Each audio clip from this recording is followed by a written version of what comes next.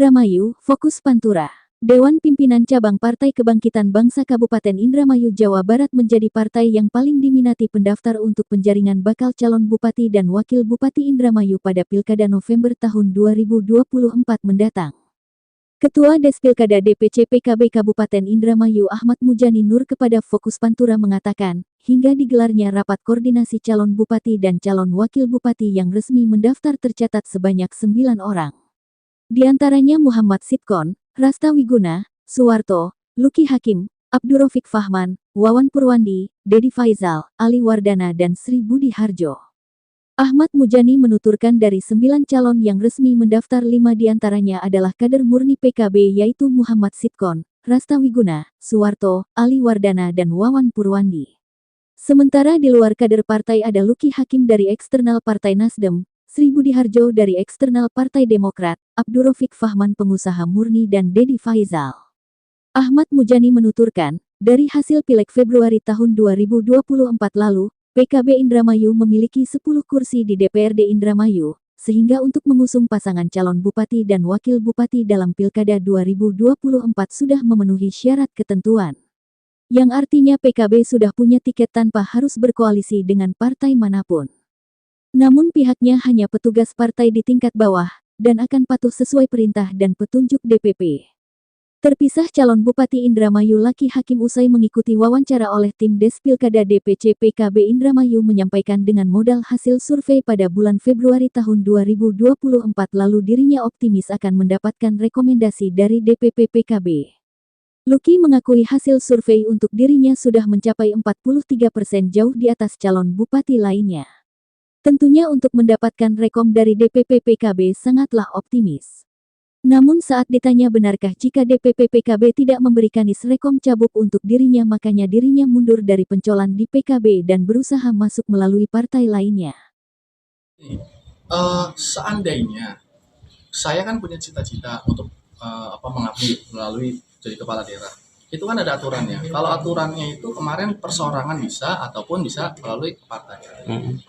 Seandainya PKB tidak merekom, seandainya Gerindra nggak merekom, Golkar nggak merekom, wah saya mau pakai perseorangan. Tapi kan sudah lewat perseorangan. Jadi saat ini bahwa saya tidak punya pilihan lain kalau mau jadi kepala daerah harus lewat jalur politik. Nah jalur politik ini partai ini punya bos masing-masing tuh di atas kan itu. Jadi kalau seandainya PKB tidak merekomendasikan saya, pertanyaan saya, kira-kira partai mana nih yang merekomendasikan? Kalau nggak ada, ya kan kita tidak bisa menjadi kehilangan kewarasan kan. Saya mau jadi calon bupati independen bukan, partai politik bukan. Jadi saya rasa itu menjadi satu statement yang kalau misalnya PKB nggak mencalonkan, kira-kira saya mau jadi apa ya? Kalau nggak, saya mau lewat apa ya? Kalau nggak bisa lewat apa-apa ya berarti nggak jadi kan? Sementara itu kader murni PKB Indramayu yakni Rasta Wiguna mengatakan dirinya bersyukur bahwa pencalonannya di Pilkada Indramayu tahun ini banyak figur yang bagus yang notabene semuanya optimis lolos mendapatkan rekom dari DPP.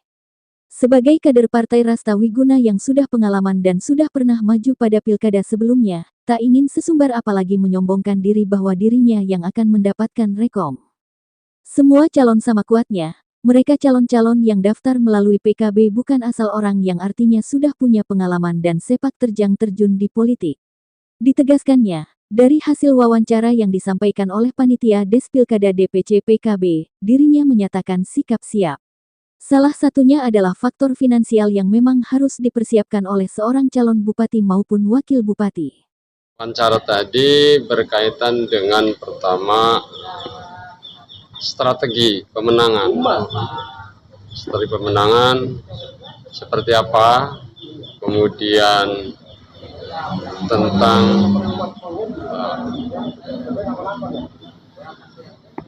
segala sesuatu yang berkaitan dengan SDM, kalau jadi bupati nanti harus seperti apa, tadi pertanyaannya ini. Kemudian tentang kesiapan amunisi dan lain-lain. Ya tentu masing-masing bakal calon pasti semuanya merasa optimis. Itu pasti mereka sama-sama merasa optimis, merasa wajar, dan siapapun ya saya kira satu hal yang wajar kalau mengatakan bahwa dia akan mendapatkan rekomendasi. Tentu ya kita menyerahkan sepenuhnya pada DPP siapa yang memang akan ditentukan yang mendapatkan rekomendasi dari DPP PKB. Saya kira itu kewenangan DPP saya kira. Artinya bicara terkait masalah amunisi juga Pak Haji sudah siap Haji? Sangat siap, sangat siap.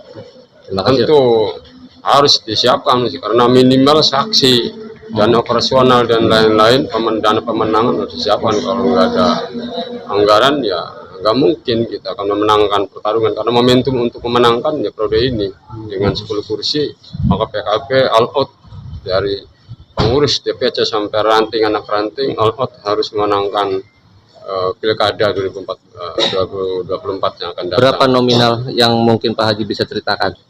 Saya kira cukup, harus cukup untuk memenangkan. Siap. Cukup untuk memenangkan. Siap. Demikian kru Fokus Pantura yang bertugas. Jujun Juhanda melaporkan dari Indramayu.